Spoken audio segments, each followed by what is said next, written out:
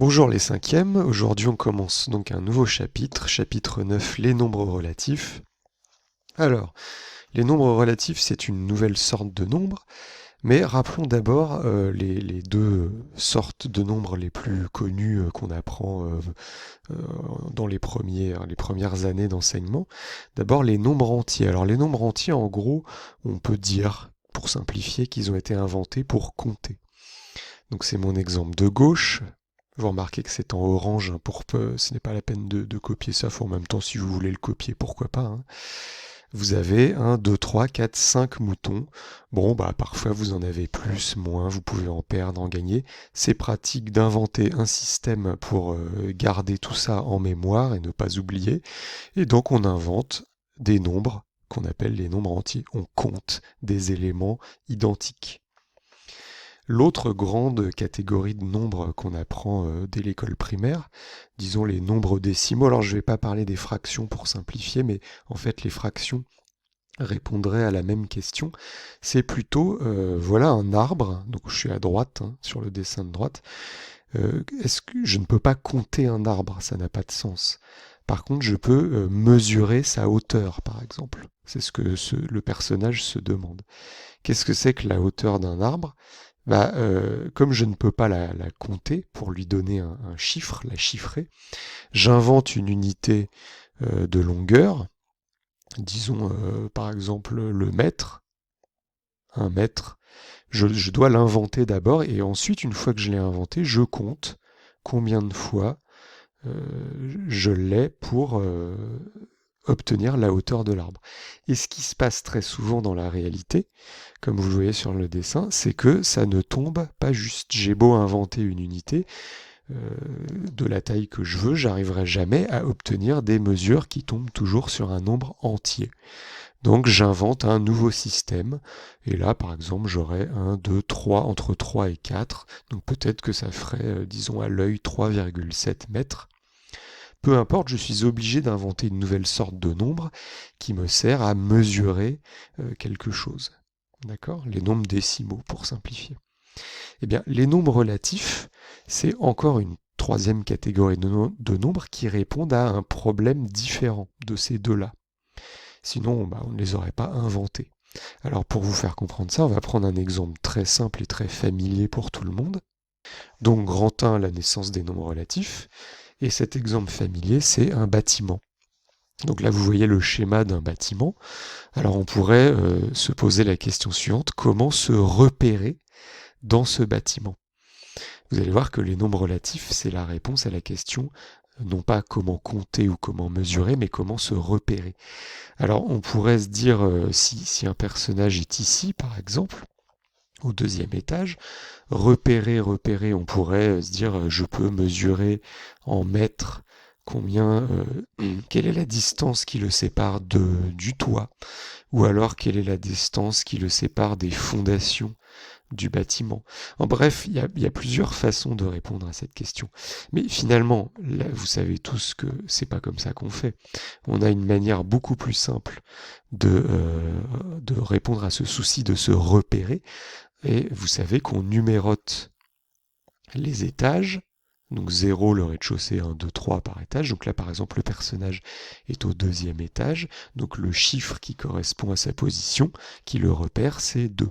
Oui, mais vous savez que quand on va sous le niveau de la rue, on utilise des nombres devant lesquels on ajoute un signe moins. Pourquoi ce choix? Parce qu'en fait, c'est beaucoup plus naturel pour nous, au lieu de se compliquer la vie avec mesurer des mètres depuis le toit ou la rue ou le sous-sol. Nous, on entre dans les bâtiments par rapport, en général, hein, au ce qu'on appelle le rez-de-chaussée, le niveau de la rue. La chaussée, c'est la rue. Donc il est finalement naturel de prendre ce niveau-là comme un point de repère par rapport auquel on va soit monter dans les étages, qu'on numérote avec les nombres habituels, soit descendre vers les sous-sols. Et finalement, les sous-sols, c'est une autre façon de compter, mais à l'envers. On va aussi les numéroter 1, 2, 3, etc. Mais pour les distinguer des étages, comme on est parti dans l'autre sens, on va ajouter un signe moins devant ces nombres. Et c'est comme ça qu'on en vient à avoir une double numérotation, une vers le haut, une vers le bas en parallèle. Et ben c'est ça finalement les nombres relatifs. Alors, c'est l'heure d'écrire un peu. Donc on résume toute cette histoire. Parfois, pour réussir à chiffrer correctement certaines situations, il est nécessaire d'utiliser une double numération. C'est ce que je viens de vous expliquer. Par exemple, dans un bâtiment, on utilisera un nombre entier pour repérer un étage, mais on ajoutera un signe moins devant le nombre pour repérer un sous-sol. Ces deux numérations coexistent de part et d'autre d'un point de repère particulier correspondant au nombre 0. Dans notre exemple, 0 représente le rez-de-chaussée, c'est-à-dire le niveau de la rue. Les étages et les sous-sols se chiffrent par rapport à ce niveau particulier qu'on a choisi. Je vous rappelle qu'on l'a choisi, mais parce que c'est naturel pour nous, on entre dans les bâtiments à ce niveau-là, mais en fait, c'est un choix qui aurait pu être différent. On aurait pu numéroter les choses en partant du premier étage ou du toit, par exemple, pourquoi pas, en numérotant tout à l'envers. Donc ça, c'est un choix. Et c'est pour cette raison qu'on appelle tous ces nombres des nombres relatifs. Parce que relatif, ça veut justement dire que ça n'existe que par rapport à quelque chose. D'accord ? Et voilà l'origine de ces nombres, cette nouvelle sorte de nombre. Alors évidemment, j'avais choisi un bâtiment parce que c'est très familier, mais il y a plein d'autres exemples qui justifient l'invention de ces nouveaux nombres. Donc voilà un petit tableau qu'on va remplir ensemble. Alors un bâtiment, on l'a déjà fait. Que représentent les nombres habituels positifs ? Dans notre exemple des bâtiments, c'était les étages. Les nombres négatifs, qu'on précède d'un moins, c'est plutôt les sous-sols. Là, je ne fais que recopier ce qu'on a déjà vu.